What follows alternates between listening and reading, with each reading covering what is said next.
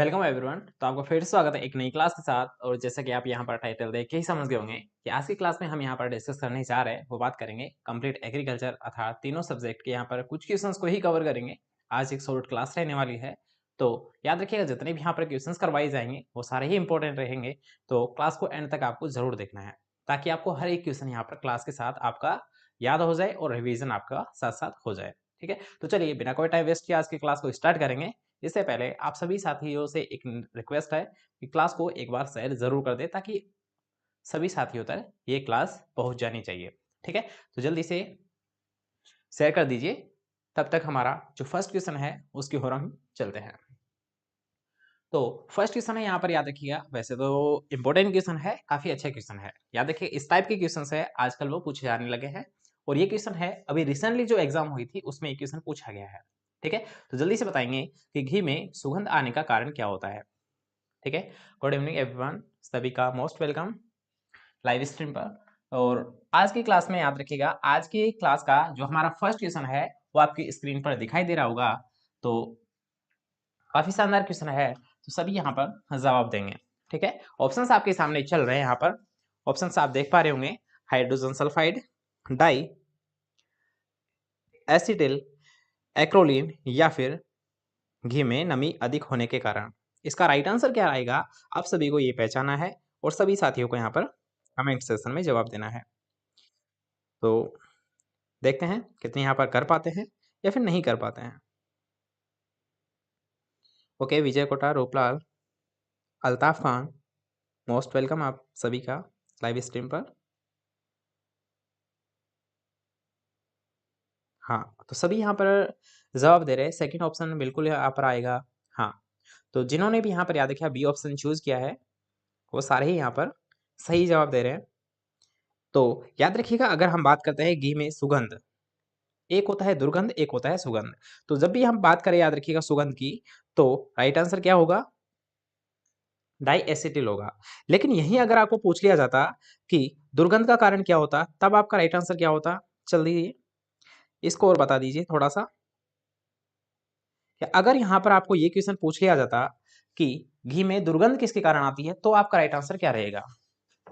सभी को वॉइस वगैरह क्लियर सब कुछ आ रहा है। ठीक है, तो यहाँ पर याद रखिएगा हम बात करें तो घी में सुगंध अर्थात एक एरोमा आती है, सुगंध आती है। तो इसका तो कारण क्या होता है, जो सेकंड ऑप्शन आप यहाँ पर देख पा रहे होंगे कि डाई एसिटिल के कारण होता है। तो बिल्कुल यहाँ पर राइट आंसर तो निकलेगा हमारा बी ऑप्शन।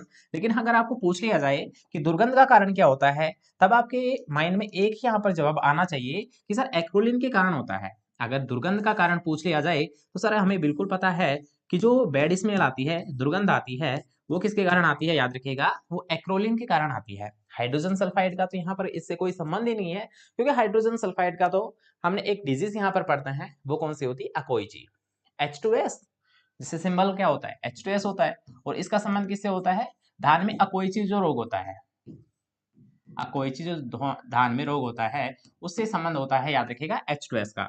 ठीक है, एक्रोलिन के बारे में बात कर लिया। इसके बारे में बात करें कि घी में नमी अधिक होने के कारण याद रखिएगा एक बैड स्मेल आती है। वो किस टाइप की आती है, जैसे कि हमने याद रखिएगा कर्नाल बंट डिजीज में यहाँ पर बात की थी, अर्थात सड़ी हुई मछली जैसी यहाँ पर गंध आने लग जाती है। अगर याद रखिएगा इसमें 0.5% से अधिक नमी या फिर पानी की मात्रा अगर अधिक हो जाती है तो इससे ये समस्या देखने को मिल जाती है। ठीक है, तो फर्स्ट क्वेश्चन हमारा कवर होता है। आते हैं नेक्स्ट क्वेश्चन की ओर, जिसमें बिल्कुल सिंपल सा क्वेश्चन यहाँ पर लिया गया है कि सरसों का जो फल है वो किस टाइप का होता है या फिर फ्रूट टाइप आपको यहाँ पर पूछा गया है। ठीक है, तो सभी यहाँ पर जवाब देंगे। लोमेंटम, पोड, सिलिक्वा या फिर कैप्सूल। तो यहाँ पर याद रखिएगा प्रत्येक के बारे में हम यहाँ पर थोड़ी सी बात कर लेते हैं, थोड़ी सी चर्चा कर लेते हैं कि लोमेंटम की अगर बात करें तो याद रखिए लोमेंटम तो आप सभी जानते होंगे कि सर ये तो मूंगफली का होता है, ग्राउंडनट का होता है। चाहे आपको याद रखिए कुछ टर्म पूछ लेता है, जैसे कि पॉपिंग अगर आपको पूछ लिया जाए, पेगिंग अगर आपको पूछ लिया जाए, पेगिंग याद रखिए 55 दिन बाद में आती है। याद रखिएगा पॉपिंग की अवस्था कैल्शियम की कमी से होती है। और अगर आपको पूछ लिया जाए कि जिप्सम की मात्रा किस में दी जाती है, तो भी आपका राइट आंसर क्या रहेगा, सर मूंगफली में जिप्सम की आवश्यकता पड़ती है। और कितनी अगर मात्रा दी जाती है, तो आपको बस एक माइंड में सवाल जरूर जरूर आना चाहिए कि कितनी दी जाती है, तो 250 किलोग्राम प्रति हेक्टेयर। एक हेक्टेयर में 4 बीघा होता है उसको भी आपको ध्यान रखना है। ठीक है, इस टाइप से आप याद रख सकते हो। पोड की अगर बात करें तो जिनकी भी जो बालियां है या फिर विशेष तौर पर हम बात करें तो चना में याद रखिए पोड होती है। इसके अलावा सिलिकुआ बिल्कुल यहाँ पर बिल्कुल करेक्ट आंसर हो जाएगा, क्योंकि यहाँ पर पूछा गया है सरसों का, तो यहाँ पर सिलिकुआ तो होता है किसका, सरसों का ही होता है। और कैप्सूल की अगर बात करें तो विशेष तौर पर आपको कपास का ध्यान रखना है। इसके अलावा आप भिंडी वगैरह भी याद रख सकते हो। ठीक है, XYZ इनको आप याद रख सकते हो। नॉर्मल सा क्वेश्चन है, बेसिक क्वेश्चन है, लेकिन हमें जानना जरूरी है। ठीक है, चलिए नेक्स्ट क्वेश्चन की बात करेंगे। ठीक है, जिसमें आपको पूछा गया है कि पेल्ट प्राप्ति हेतु किस नस्ल के मेमनों की मार दिया जाता है या फिर हत्या कर दी जाती है। ठीक है, चलिए कराकुल, जैसलमेरी, मेरिनो या फिर चोखला। ठीक है, तो यहाँ पर याद रखिएगा पेल्ट किससे प्राप्त किया जाता है। आसान सा क्वेश्चन है, आपको सही जवाब यहाँ पर देना है कि जो पेल्ट है वो किससे प्राप्त किया जाता है। ठीक है, याद रखिएगा एक इसकी मुख्य विशेषता है कि इसे याद रखिएगा जो पेल्ट है या फिर आप बोल सकते हो कालीन वगैरह बनाने के लिए जिसका यूज किया जाता है, तो इसके लिए याद रखिए एक फेमस ब्रीड है, और वो कौन सी है याद रखिए, वो होती है कराकुल होती है। जो भी यहाँ पर फर्स्ट ऑप्शन चूज कर रहा है वो बिल्कुल यहाँ पर राइट आंसर है कि जो कराकुल के याद रखिएगा इनके क्या होते हैं, जो मेमने होते हैं, मेमने या फिर हम बोल सकते हैं जो छोटे छोटे याद रखिए बच्चे होते हैं, उनको क्या किया जाता है याद रखिए, इन पेल्ट के लिए मार दिया जाता है या फिर उनकी हत्या की जाती है, और उनसे याद रखिएगा ये प्राप्त किया जाता है, कौन सा पेल्ट प्राप्त किया जाता है। विशेष तौर पर याद रखिएगा कराकुल, कराकुल है याद रखिएगा, और ये कालीन या फिर काला इनका पूर्ण रूप से रंग होता है, इसीलिए कराकुल को सिटी गोट नहीं कहते हैं रूपलाल जी। सिटी गोट किसे कहते हैं, बारबरी को कहते हैं, इसे थोड़ी कहते हैं। हाँ, कराकुल को नहीं कहते, याद रखिएगा। कुलदीप, अल्ताफ, ठीक है, मोस्ट वेलकम सभी का लाइव स्ट्रीम पर। तो यहाँ पर याद रखिएगा कराकुल को नहीं कहेंगे, जैसलमेरी है याद रखिएगा, ये पूर्णतः रेगिस्तानी है, पूर्णतः रेगिस्तानी नस्ल है। मेरिनो है, जैसे स्पेन की अगर बात करेंगे तो इसका उत्पत्ति स्थान या फिर ओरिजिन प्लेस है वो स्पेन है, मेरिनो स्पेन। इसके अलावा हम बात करें सर्वाधिक जो ऊन प्राप्त की जाती है वो सबसे ज्यादा याद रखिए विश्व में मेरिनो से ही प्राप्त की जाती है। और चोखला के क्या है याद रखिए, इनके जो मेमने होते हैं याद रखिए इनकी मृत्यु दर ज्यादा होती है। ठीक है, हर एक वर्ड पे यहाँ पर ध्यान रखिएगा कि इनके जो मेमनों की मृत्यु दर है याद रखिए वो ज्यादा होती है। ठीक है, इस बात का ध्यान रखेंगे। आगे बढ़ेंगे नेक्स्ट क्वेश्चन की ओर, जिसमें आपको पूछा गया है एक रिसर्च इंस्टीट्यूट के बारे में है, केंद्रीय पक्षी अनुसंधान संस्थान है वो कहाँ पर स्थित है। तो याद रखिएगा हम बात करें, पहले हम ऑप्शन देखेंगे और उसके अकॉर्डिंग हम इस क्वेश्चन को कवर करेंगे। तो फर्स्ट ऑप्शन कहता है कि मखदूम मथुरा में स्थित है, सेकंड ऑप्शन कहता है इज्जतनगर बरेली में स्थित है, जोहड़बीड़ बीकानेर में, अविकानगर टोंक में। तो यहाँ पर याद रखिएगा हम बात करें इस टाइप के क्वेश्चंस की, तो इस टाइप के क्वेश्चंस पे आपको विशेष तौर पर ध्यान रखना है कि मखदूम मथुरा की अगर बात करें तो सेंट्रल गोट रिसर्च इंस्टीट्यूट, सेंट्रल गोट रिसर्च इंस्टीट्यूट अर्थात सेंट्रल गोट रिसर्च इंस्टीट्यूट, या फिर आप बोल सकते हो केंद्रीय बकरी अनुसंधान संस्थान कहाँ पर स्थित है, तो याद रखिए वो मखदूम मथुरा उत्तर प्रदेश में स्थित है। सेकंड की अगर बात करें तो इसे पहले हम नहीं देखेंगे, इसके बाद में अगर बात करें जोहड़बीड़, तो जोहड़बीड़ तो हमने बहुत बार कवर कर रखा है ना। तो NRC camel, NRC on camel अर्थात याद रखिए यहाँ पर क्या है, ऊंट से संबंधित रिसर्च संस्थान है। और हम बात करें CSWRI, यहाँ पर आप लिख सकते हो चाहे एनआरसी ऑन कैमल, ऊंट से संबंधित है।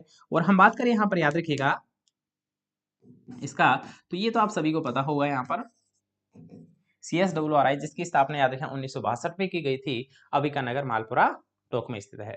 ठीक है, और तो हमारा ऑप्शन नंबर सेकंड यहाँ पर क्या कहता है, याद रखिएगा जो सेंट्रल एवियन, याद रखिएगा सेंट्रल एवियन रिसर्च इंस्टीट्यूट कहाँ पर स्थित है, तो सेंट्रल एवियन रिसर्च जो इंस्टीट्यूट है ये इज्जतनगर बरेली उत्तर प्रदेश में स्थित है, इज्जतनगर बरेली उत्तर प्रदेश में स्थित है। तो इस टाइप का आप याद रखेंगे। इसका राइट आंसर कौन सा रहेगा, हमारा सेकंड ऑप्शन यहाँ पर बिल्कुल करेक्ट आंसर जाएगा। ठीक है, तो चारों क्वेश्चंस को हमने यहाँ पर कवर कर लिया है।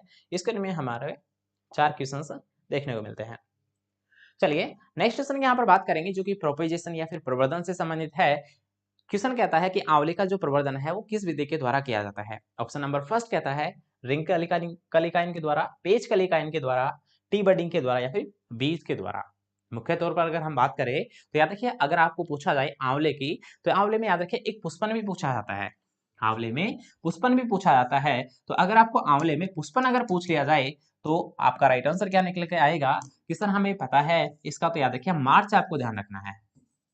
विशेष तौर पर जो इनका याद रखिए पुष्पन होता है वो मार्च के दौरान होता है। इसके अलावा याद रखिएगा अगर इसकी बात करें प्रवर्धन या फिर प्रोपेजेशन, तो इसका तो हो जाए याद रखिए पेच बडिंग, अर्थात सेकंड ऑप्शन ये कहता है कि जो आंवले का जो प्रवर्धन है वो तो होता है याद रखिए पेच कलिकायन के द्वारा, पेच बडिंग के द्वारा। लेकिन इसके अलावा हम मुख्य तौर पर अगर बात करें रिंग की, तो रिंग की पूछ ली जाती है आजकल। ये किसका है याद रखिए प्रवर्धन, ये होता है याद रखिए बेर का होता है। और बेर का उत्पत्ति स्थान कौन सा होता है आप सभी को पता होना चाहिए, क्या होता है, भारत होता है। टी बडिंग की अगर बात करें तो याद रखिएगा बेसिकली अगर बात करें तो यहाँ पर एक एग्जाम्पल तो आपको विशेष तौर पर ध्यान रखना ही होगा कि जो माल्टा है, वैसे तो याद रखिए सिट्रस कुल है, सभी का बीज से उत्पादन लिया जाता है, लेकिन माल्टा के अगर हम बात करें तो माल्टा में याद रखिएगा टी बडिंग के द्वारा भी क्या किया जाता है, प्रोपेजेशन कर लिया जाता है। इसके अलावा बीज की अगर बात करें तो यहाँ पर आप बिल्कुल पपीता लिख सकते हो। क्या लिख सकते हो, जो पपीता है या फिर नींबू है, नींबू या पपीता आप लिख सकते हो आसानी से, कोई दिक्कत नहीं है। लेकिन पपीता को विशेष तौर पर ध्यान रखिएगा, एग्जामिनर यहाँ पर पूछ लेता है कि पपीते का जो प्रवर्धन है वो किससे किया जाता है, तो आपका जवाब आना चाहिए कि सर पपीते का प्रवर्धन तो बीज के द्वारा किया जाता है। ठीक है, इस टाइप से आप याद रख सकते हो आसानी से। चारों क्वेश्चंस को हमने कवर कर लिया है, आगे बढ़ेंगे नेक्स्ट क्वेश्चन की ओर। चाहो तो आप याद रखिए बीच बीच में स्क्रीनशॉट या फिर शॉर्ट नोट्स बना सकते हो, या फिर अगर आप लेट प्रेजेंट हुए हो तो आप एक बार क्लास को दोबारा से रिपीट कर सकते हो। ठीक है, चलिए पवन सिंह, विकास सिंह, मोस्ट वेलकम आप सभी का लाइव स्ट्रीम पर। चलिए नेक्स्ट क्वेश्चन की यहाँ पर बात करेंगे, जिसमें आपको पूछा गया कि किस फसल में सर्वाधिक वसा व खनिज मात्रा सर्वाधिक पाई जाती है। ऑप्शन नंबर फर्स्ट कहता है क्या गेहूं में, धान में, ज्वार में या फिर बाजरा में। अर्थात आपको यहाँ पर पहचाना है वसा या फिर खनिज लवण है वो सर्वाधिक किस में पाए जाते हैं। पूछा क्या गया है, पाए जो तो सभी में जाते हैं, लेकिन सर्वाधिक किस में पाया जाता है ये आपको डिस्कवर करना है, ये आपको पहचानना है। तो जल्दी से बताएंगे सर्वाधिक वसा व खनिज लवण की मात्रा किस में होती है। तो यहाँ पर याद रखिए अगर हम चारों ऑप्शन को कवर करेंगे तो आसानी से यहाँ पर हमारा राइट आंसर निकल के आ ही जाएगा। कि अगर हम बात करें गेहूं, तो यहाँ पर याद रखिए क्या आएगा राइट आंसर। चलिए थोड़ा सा टाइम आप ले लीजिए और कोशिश कीजिए कि आपको बताना है, देखते हैं यहाँ पर कितने ही बता पाते हैं। ठीक है, और आ रही है दिवाली, अच्छे से मानिएगा। ठीक है, ज़्यादा हाउलड़ भी नहीं करना है और ज़्यादा पटाखे वगैरह चलाओ, कोई दिक्कत नहीं है, लेकिन ज़्यादा कोई आपसे परेशान नहीं हो जाए, इस बात का ध्यान रखिएगा। बाकी सेफ्टी याद रखिएगा, प्राथमिकता देना, पटाखे एक लिमिट में ही चलाए, ज़्यादा नहीं चलाना है, और सेफ्टी का विशेष तौर पर ध्यान रखिएगा। क्लासें डालने की कोशिश करूँगा, बट कुछ टाइम आपका भी हॉलीडे रहेगा, तो दिवाली पर कुछ टाइम हमें याद रखिएगा 3 से 4 दिन का यहाँ पर बिल्कुल क्लास का हॉलीडे रखा जाएगा। तो उसके लिए आपको अलग से बता दिया जाएगा कब से कब तक आपकी क्लास नहीं होगी। ठीक है, बाकी दिवाली के बाद आपका फिर से रेगुलर क्लासें यहाँ पर डल जाएगी। ठीक है, कोई दिक्कत नहीं है।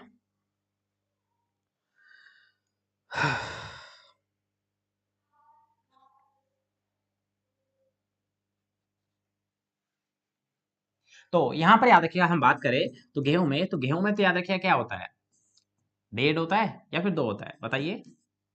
इसमें 2.5 होता है, 1.5, 2.5, 3 और 5, इस टाइप से आप याद रख सकते हो। और जो सर्वाधिक होता है वो किस में होता है, 5%। तो याद रखिएगा 5% होता है बाजरे में, अर्थात जो सर्वाधिक मात्रा निकल के आती है वो रहेगा हमारा बाजरा। अर्थात इस राइट आंसर क्या रहेगा इस क्वेश्चन का, फोर्थ ऑप्शन, अर्थात बाजरा में है वसा व खनिज लवण की मात्रा सर्वाधिक पाई जाती है। ठीक है, आसानी से याद रख सकते हो, कोई दिक्कत नहीं आने वाली है। तो आगे बढ़ेंगे नेक्स्ट क्वेश्चन की ओर। ठीक है, चारों के बारे में हमने जान लिया है। इसके बाद में हम जानेंगे कि कौन सी फसल में कौन सी जीन यहाँ पर पाई जाती है, क्योंकि यहाँ पर पूछ लिया जाता है, जैसे कि ज्वार का पूछ ले, बाजरे का पूछ ले, धान का पूछ ले, किसी का भी पूछा जा सकता है। तो चारों को हम एक बार नजर से एक बार हम गुजार लेते हैं ताकि हमें सबका याद रहे। यहाँ पर पूछा गया है कि ज्वार फसल में कौन सी जीन पाई जाती है, तो यहाँ पर हम बात करते हैं ऑप्शन नंबर फर्स्ट, तो नोरिन 10, डीजीवू, काफी 60 या फिर टिफ्ट 23। तो यहाँ पर याद रखिएगा हम बात करें नोरिन 10, तो नोरिन 10 तो आप सभी को यहाँ पर पता होना चाहिए कि सर ये तो हमारी जो गेहूं है जो कि मेजर फसल है उसमें ये पाई जाती है जीन। लेकिन हम यहाँ पर बात करते हैं नेक्स्ट की, अर्थात डीजीवू। तो डीजीवू क्या है, याद रखिएगा हमारा जो धान है या फिर जो चावल है तो इसमें ये पाई जाती है। अब आप सर इतना बता ही रहे हो तो थर्ड बता दीजिए कि जो काफिर 60 है ये किस में पाई जाती है। तो आपको जो क्वेश्चन पूछ रहा है ना, अर्थात क्वेश्चन में क्या पूछा गया है कि ज्वार के लिए कौन सा यहाँ पर राइट आंसर रहने वाला है, तो वो यहाँ पर याद रखिएगा सी ऑप्शन यहाँ पर जितने भी स्टूडेंट दे रहे हैं उनका बिल्कुल यहाँ पर करेक्ट आंसर हो जाएगा, क्योंकि जो ज्वार में है याद रखिएगा वो काफिर 60 पाई जाती है। कौन सी पाई जाती है? जो काफिर 60 है याद रखिएगा ये ज्वार में पाई जाती है। इसके अलावा अगर हम फोर्थ ऑप्शन की ओर जाते हैं कि टिफ्ट 23 ये किस में पाई जाती है, तो याद रखिएगा ये जो जीन है ये बाजरे में पाई जाती है, पर्ल मिलेट में पाई जाती है, जिसमें हमने अभी जाना कि वसा व खनिज लवणों की मात्रा इसमें 5% जो कि सर्वाधिक होती है वो बाजरे में ही पाई जाती है। तो बाजरे में याद रखिए टिफ्ट 23 क्या होती है? जीन पाई जाती है। एक बार दोबारा से रिवीजन करेंगे जल्दी से कि नोरिन 10 गेहूं में पाई जाती है, डीजीयू धान में पाई जाती है, काफिर 60 यहाँ पर याद रखिए ज्वार में पाई जाती है, जबकि टिफ्ट 23 बाजरे में पाई जाती है। ठीक है, चारों याद रहेगी। ऑप्शन नंबर सी यहाँ पर करेक्ट आंसर हो जाएगा। चलिए नेक्स्ट क्वेश्चन की यहाँ पर बात करेंगे, जिसमें आपको पूछा गया है कि विंटर चेरी किसे कहा जाता है। ऑप्शन नंबर फर्स्ट की अगर बात करेंगे तो अश्वगंधा, सेकंड कहता है अफीम को, थर्ड कहता है सफेद मूसली को, और फोर्थ कहता है तुलसी को। तो यहाँ पर याद रखिए विंटर चेरी की अगर बात करेंगे तो विंटर चेरी तो किसे कहा जाता है, बिल्कुल यहाँ पर फर्स्ट ऑप्शन ही कहता है कि क्या अश्वगंधा को कहा जाता है, तो बिल्कुल अश्वगंधा को याद रखिएगा विंटर चेरी के नाम से जाना जाता है या फिर संबोधित किया जाता है। लेकिन इसके साथ साथ हम इसके भी बात कर लेते हैं, जैसे कि अफीम को किस नाम से जाना जाता है तो अफीम को याद रखिए काला सोना भी कहा जाता है, काला सोना भी इसे कहा जाता है, ब्लैक गोल्ड, या फिर अगर बात करें सफेद मूसली क्लोरोफाइटम बोरिविलियनम, तो याद रखिए इसे दूसरी शिलाजीत भी कहा जाता है या फिर सेकंड शिलाजीत भी कहा जाता है। याद रखिएगा सेकंड शिलाजीत भी इसे कहा जाता है। इसके अलावा हम बात करें जैसे कि थर्ड ऑप्शन अर्थात तुलसी, जिसका कुल क्या होता है, लेबिएटी होता है, तो यहाँ पर याद रखिए इसे याद रखिए अमृत बूटी के नाम से भी जाना जाता है। नाम तो काफी शानदार है। और तुलसी के याद रखिएगा आप सभी को यहाँ पर इसके महत्व के बारे में बिल्कुल पता होना चाहिए, क्योंकि तुलसी है इसके साथ सर्वाधिक अगर बात करें तो धार्मिक इसके याद रखिएगा बहुत सारे यहाँ पर उद्देश्य होते हैं, या फिर इसे कहा जाता है अमृत बूटी। अमृत से ही यहाँ पर याद रख सकते हो, क्योंकि इसके बहुत सारे यूज किए जाते हैं, चाहे वो धार्मिक हो या फिर पारंपरिक हो। ठीक है, सभी में इसका यूज किया जाता है, इसलिए इसे अमृत की श्रेणी में रखा गया है। बल्कि अगर बात करें सफेद मूसली तो इसे सेकंड शिलाजीत कहा जाता है, काला सोना है वो अफीम को कहा जाता है, और अगर बात करें याद रखिएगा अश्वगंधा तो इसे विंटर चेरी के नाम से जाना जाता है। ठीक है, चार ऑप्शन याद रहेंगे। ऑप्शन नंबर फर्स्ट यहाँ पर बिल्कुल करेक्ट आंसर है। आगे बढ़ेंगे नेक्स्ट क्वेश्चन की ओर, जो है कुल से संबंधित, जिसमें पूछा गया कि तिल का कुल कौन सा है। तो यहाँ पर याद रखिएगा तिल का कुल पूछा गया है, तो ऑप्शन नंबर फर्स्ट कहता है यूरोफोबिएसी, लिनिएसी, पेडलिएसी या फिर मालवेसी।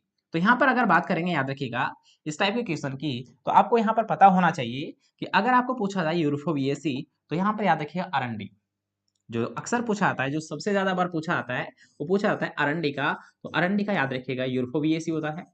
वैसे तो बहुत सारी ये फसलों का होता है, लेकिन हम मेजरली उसको ही बात करेंगे जो कि एग्जाम में आपको पूछी जाती है। लिनिएसी की अगर बात करें तो यहाँ पर याद रखिएगा ऐसे अरंडी और ऐसे ही अलसी। तो हाँ, तो याद रखिएगा अलसी का लिनिएसी यहाँ पर याद रखेंगे। पेडलिएसी की अगर बात करेंगे तो यहाँ पर जो ऑप्शन कह रहा है ना हमें से, अर्थात जो थर्ड ऑप्शन है तिल, तो यहाँ पर याद रखिए तिल का क्या होता है, पेडलिएसी, अर्थात तिल का पूछ रहा है तो इसका राइट आंसर भी किया जाएगा यहाँ पर पेडलिएसी, अर्थात सी ऑप्शन यहाँ पर बिल्कुल करेक्ट आंसर है। लेकिन यहाँ पर अगर आपको पूछ लिया जाए जैसे कि कपास का पूछा जाता है, अक्सर आपको कपास का पूछा जाता है, कभी कभी आपको भिंडी का भी पूछ लिया जाता है। इसके अलावा बताइए क्या पटसन का भी यही होता है? पटसन का कुल कौन सा होता है जल्दी से बताएंगे, तब तक हम आगे के क्वेश्चन की और कवर करेंगे। ठीक है, तो इस टाइप से आप आसानी से याद रख सकते हो, कोई दिक्कत नहीं आने वाली है। नेक्स्ट क्वेश्चन ये कहता है, इसमें पूछा गया है कि दूध को वसा गोलिकाओं को छोटे छोटे कणों में विभाजित करना क्या कहलाता है। दूध की वसा गोलिकाओं को छोटे छोटे टुकड़ों में विभाजित करना क्या कहलाता है। ऑप्शन में देख लीजिए पाशुरीकरण, निर्जमीकरण, समांगीकरण या फिर अवशीतन। तो यहाँ पर याद रखिए चारों ही ऑप्शन है, काफी शानदार है। चारों के बारे में एक बार हम जान लेते हैं कि अगर आपको पूछ लिया जाए, याद रखिएगा सबसे पहले अगर आपको पूछ लिया जाए पाशुरीकरण क्या होता है, तो यहाँ पर याद रखेंगे कि सर पाशुरीकरण का मतलब क्या होता है, तो आप ये बताएंगे कि सर इसमें क्या होता है, एक स्पेशली टेम्परेचर दिया जाता है दूध को, क्या है हम एक स्पेशली, हम बात करें पाशुरीकरण की विधियां, तो इसकी विधियां मुख्यतः याद रखिए 3 होती है। अब आप बोलोगे कि सर कौन कौन सी होती है, एक बार थोड़ा सा यहाँ पर रिवीजन कर लेते हैं। तो यहाँ पर इसकी याद रखिएगा, एक होता है लो टेम्परेचर लॉन्ग टाइम अर्थात LT एक होता है याद रखिएगा हाई टेम्परेचर शॉर्ट टाइम अर्थात HTST, और एक होता है अल्ट्रा हाई टेम्परेचर। अर्थात ये तो तीन जो मेथड है वो सारे ही क्या होते हैं याद रखिए पास्चुरीकरण के होते हैं। और ये जो विधि है ये लुईस पास्चर के द्वारा दी गई थी। इसमें क्या करते हैं याद रखिएगा, एक स्पेशली टेम्परेचर दिया जाता है जिसमें जो जीवाणु है उनकी ग्रोथ है वो रुक जाती है या फिर उन पर कंट्रोल पा लिया जाता है, उनको नियंत्रित कर दी जाती है ताकि उनकी ग्रोथ है वो दोबारा बढ़े नहीं। ठीक है, तो ये तो है पास्चुरीकरण। इसी का याद रखिएगा सेम रूपों की अगर बात करें जैसे कि निर्जमीकरण या फिर स्टरलाइजेशन जिसे हम बोल देते हैं, तो इसमें क्या करते हैं याद रखिएगा, एक फिक्स टेम्परेचर दिया जाता है लेकिन इतना हाई दिया जाता है कि इसमें पाए जाने वाले चाहे वो लाभदायक हो चाहे वो हानिकारक हो, जितने भी जो विषाणु है सॉरी जितने भी जीवाणु है और उनके जो बीजाणु है ये सारे ही क्या होते हैं नष्ट हो जाते हैं। याद रखिएगा स्टरलाइजेशन याद रखिए इसी का बड़ा रूप है पास्चुरीकरण का। इसमें क्या होता है सभी प्रकार के चाहे वो लाभदायक हो हानिकारक हो सारे ही याद रखिए जीवाणु और उनके बीजाणु सहित वो नष्ट हो जाते हैं। तो ये विधि होती है याद रखिए निर्जमीकरण या फिर स्टरलाइजेशन। थर्ड जो है समांगीकरण, जिसकी हम बात कर रहे हैं क्वेश्चन की ओर। क्वेश्चन में पूछ रहा है ना जो वसा की गोलिकाएं हैं उनको छोटे छोटे भागों में बांटकर ये जो विभाजित करने का जो मेथड है याद रखिए यही कहलाता है समांगीकरण अर्थात समान रूप से बढ़ जाना, एक तरीके से समान रूप से बढ़ जाना ही समांगीकरण है। और लास्ट है याद रखिए अवशीतन, जिसमें क्या करते हैं हम याद रखिए कूलिंग। अर्थात इन दोनों के विधि को अगर हम विपरीत करें, इनमें तो क्या कर रहे हैं हम टेम्परेचर दे रहे हैं हाई टेम्परेचर कर रहे हैं, ठीक है, ताकि जो जीवाणु है और उनके बीजाणु है वो नष्ट हो जाए। लेकिन इसमें हम क्या कर रहे हैं जैसे याद रखिए इसमें कूलिंग मेथड है। कूलिंग नाम से ही स्पष्ट हो रहा है, इसमें याद रखिएगा 4 डिग्री सेंटीग्रेड तापमान तक हम क्या कर देते हैं ठंडी अवस्था में हम दूध को रख देते हैं ताकि जो जीवाणु है और बीजाणु है ये पनपे ही नहीं। अर्थात एक प्रिवेंशन या फिर आप याद रखिएगा ये क्या करते हैं इसमें हम दूध को ठंडी अवस्था में रख देते हैं ताकि जीवाणु या बीजाणु है वो ग्रोथ नहीं कर सके। ठीक है, तो ये तीनों चारों आपको याद रखने होंगे। और आज का यह हमारा लास्ट क्वेश्चन था। थोड़ा सा यहाँ पर याद रखिए आज हमारी आधे घंटे की ही लगी है क्लास, लेकिन कोई दिक्कत नहीं है, जितने भी क्वेश्चन थे आई थिंक हमने कवर किया है सारे क्वेश्चन को यहाँ पर, और हर एक क्वेश्चन को जहाँ समझाने की जरूरत थी आपको समझा दिया गया है। ठीक है, तो यहाँ पर याद रखिए अगर आपको क्लास से पसंद आ रही है तो वीडियो को आप लाइक कर सकते हो और साथ साथ याद रखिए क्लास को आप शेयर कर सकते हो। मैं मिलूंगा नेक्स्ट क्लास के साथ, जब तक लिए कोई क्वेश्चन हो तो आप बिल्कुल कमेंट सेक्शन में जवाब पूछ सकते हो और कमेंट सेक्शन में बेझिझक पूछ सकते हो, जो भी पूछना है आपको वो पूछ सकते हो। ठीक है, बाकी मैं मिलता हूँ नेक्स्ट क्लास के साथ, जब तक लिए बाय बाय, टेक केयर, अच्छे से पढ़िएगा, अच्छे से यहाँ पर दीपावली को एंजॉय कीजिएगा। ठीक है, कुछ यहाँ पर नई साथी है उन सभी को good evening and good night. Class शायद आप लेट आए हो तो सभी से आप याद रखिएगा क्लास को एक बार रिवीजन कर लीजिए, शुरू से एक बार स्टार्ट कर लीजिए ताकि आपकी ये क्लास है वो अच्छे से कवर हो जाए। जैसे ही क्लास कवर होती है आपको याद रखिए प्लेलिस्ट में जाकर सारी वीडियोस को चेकआउट कर लेना है ताकि आपको हर एक यहाँ पर क्लासेस का वहाँ पर आपको वीडियोस है वो मिल जाए। ठीक है, तो सारी क्लासेस को भी आप कवर कर सकते हो, फ्री टाइम है, जैसे ही मान लीजिए आप छुट्टियों में जा रहे हो तब कुछ नहीं है जैसे मोबाइल निकालते हो क्लासेस देख लिया करो ताकि आपका रिवीजन भी होता रहे और कुछ यहाँ पर नई क्वेश्चंस भी आपको देखने को मिल जाए। ठीक है, तो ये आप कर सकते हो, मतलब आपका एक तो टाइम पास भी हो जाएगा और आपको पढ़ाई भी नहीं छूटेगी। ठीक है, तो करिएगा, ट्राई कीजिएगा और कुछ दिक्कत आए तो हमसे पूछ लीजिएगा। ठीक है, बाकी मैं मिलूंगा नेक्स्ट क्लास के साथ, तब तक के लिए thanks for watching, good night everyone. Atmaram Bharti Bharti आप लेट आए हो, अल्ताफ वीडियो रुक रही है, अब शायद नहीं रुक रही होगी, राजस्थान बेटी, हाँ आप थोड़ा सा लेट हो, राजस्थानी बेटी जो भी है अहिर, तो आप एक बार क्लास को दोबारा से रिवाइज कर लीजिएगा। आत्माराम है ये भी लेट है, थोड़ा सा आप क्लास को वापस रिवीजन कर लीजिएगा।